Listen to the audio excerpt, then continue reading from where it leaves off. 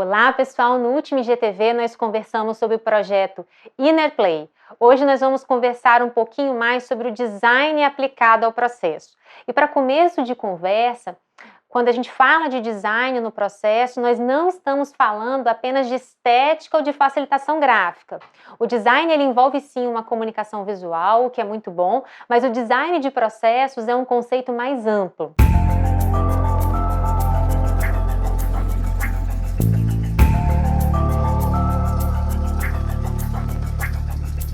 O design é a disciplina do como. Segundo o laboratório de Legal Design de Stanford, o design ele diz respeito a como fazer coisas. Sejam essas coisas comunicações, produtos, serviços, organizações e sistemas, de um jeito que torne mais bem-sucedida a resolução de problemas, sempre centrado na necessidade do usuário, para desenvolver algo que seja acessível, que seja intuitivo e que seja navegável para esse usuário. É criar uma jornada que, além da entrega, seja ela mesma uma boa experiência. Isso pode parecer, num primeiro momento, e eu imagino que vocês talvez tenham pensado isso, meio difícil para o processo civil, porque eu vou ser franca. O processo civil ele não goza lá de muita boa fama. Muitas vezes ele é taxado e considerado de demorado, lento, arriscado, caro, e no final alguém vai ficar insatisfeito. Seja aquele que perdeu, e é possível que as duas partes, ambos, fiquem insatisfeitos se a sucumbência foi recíproca.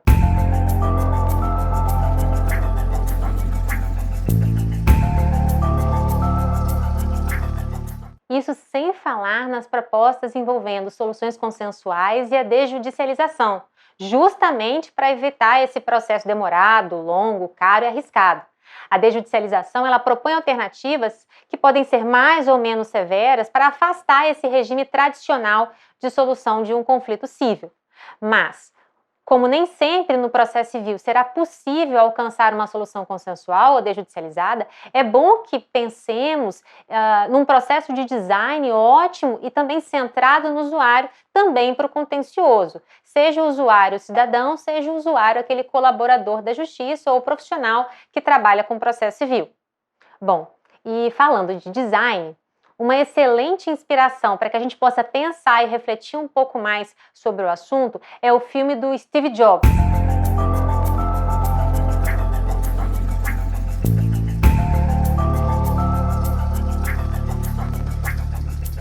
Há uma cena nesse filme em que o Steve Jobs fala sobre a interface do computador Lisa. Ele diz assim: vamos começar do zero, tem que ser intuitivo, tem que ser pré-cognitivo. Vocês precisam saber o que eles querem antes mesmo que eles saibam disso. Enfim, ele fala que o produto precisa ser intuitivo, que não exige esforço para a compreensão e para o manuseio pelo usuário. E mais, quando o Steve Jobs diz que deve ser pré-cognitivo, ele quer dizer que o design não é você desenvolver e entregar o produto que a pessoa, o usuário, quer receber. O design é uma abordagem metodológica para identificar a dor do usuário, a necessidade do usuário e, a partir disso, pensar novas formas mais criativas de dar uma solução para ele. Eu vou colocar agora alguns exemplos que tratam de situações similares ao que o Steve Jobs fala nessa cena.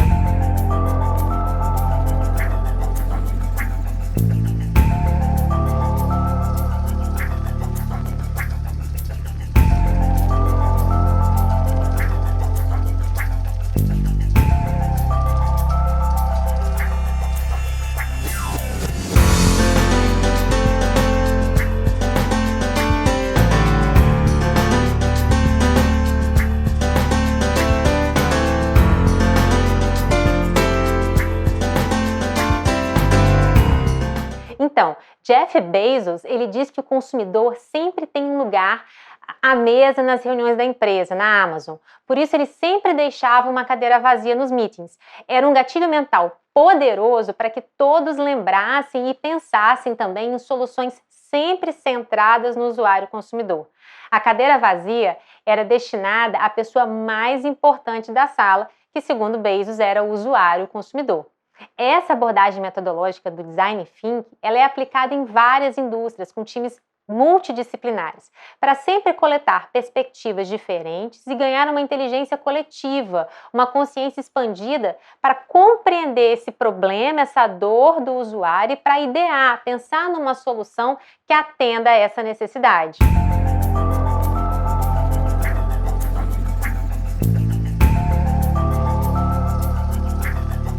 Esse conceito do design thinking ganhou força realmente foi com David Kelley, fundador da IDEO e fundador da D-School em Stanford em 2004. A partir desse momento, o design thinking ele se torna um processo codificado com uma gramática bem própria dele para a solução de problemas e para encontrar aí a dor do usuário. Essa metodologia ela passa por 5 fases. A primeira fase é identificar e enquadrar um desafio à dor do usuário num problema bem definido. Quem gosta de pesquisa científica vai se identificar com esse conceito. Esse é o problema que vai ser definido, que vai se tornar uma oportunidade de negócio no futuro ou que vai ser objeto de redesenho de um serviço, de um sistema ou de uma organização. A fase 2 é você simpatizar e identificar as necessidades do usuário. Essa é a fase da coleta das informações e do mapa de empatia, para compreender as necessidades, expectativas, as dores desse usuário. A terceira fase é realizar a ideação e a geração de soluções, para então, na quarta fase, começar a se prototipar essas soluções, tangibilizando a ideia. Na quinta fase, prossegue-se com o teste e a iteração para obter um feedback. Um bom design, gente, é um bom negócio, seja para efetivamente empreender, construir novos produtos, seja para colocar novas lentes, um novo olhar e redesenhar sistemas e organizações, como é o caso do processo civil, do compliance e tantas outras áreas que podem se beneficiar dessa metodologia. Inclusive, existem iniciativas de algumas empresas que oferecem produtos na área jurídica que parecem beber na fonte do design. Por exemplo, iniciativas que envolvem a defesa do passageiro aéreo, com negociação direta da indenização com a companhia, a criação de plataformas de negociação online para advogados, estratégia de conexão de pessoas à justiça, relacionando as pessoas que demandam serviços advocatícios com um banco de dados de profissionais, de advogados.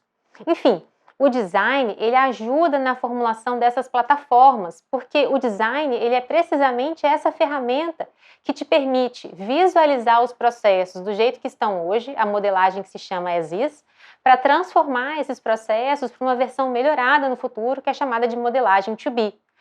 Que se pretende essa modelagem to be ser mais intuitiva, mais acessível para o usuário. O fato é que o contencioso civil ele também é um artefato como qualquer outro serviço, que vai continuar existindo e que também merece um design ótimo e centrado no usuário para melhorar a experiência, a jornada desse usuário. Vamos para a última frase agora do Steve Jobs.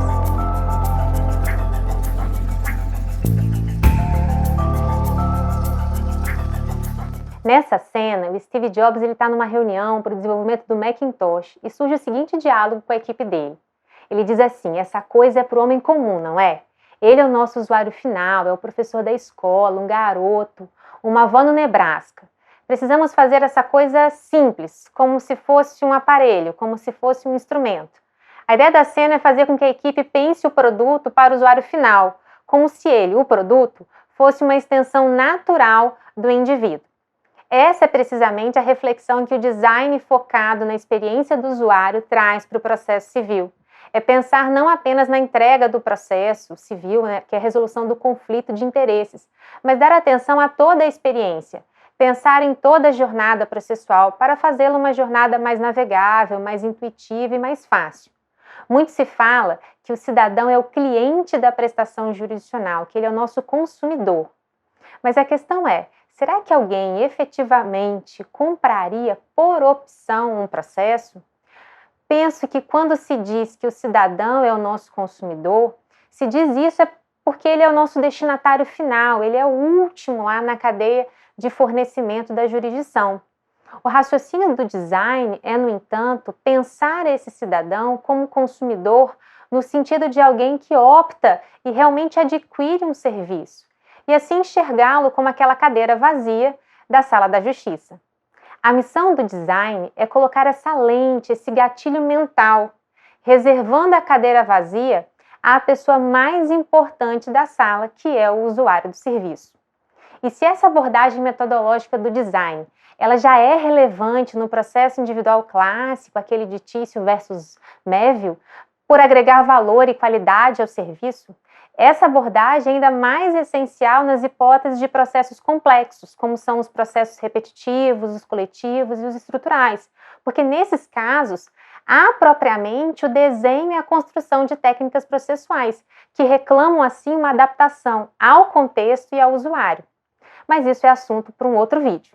Em resumo, o que eu queria dizer é que o design aplicado não é apenas para resolver as disputas, ou também para traçar um melhor programa de compliance, mas para tornar a jornada de resolução do processo ou do programa uma experiência acessível, de fácil navegação e, enfim, uma boa experiência.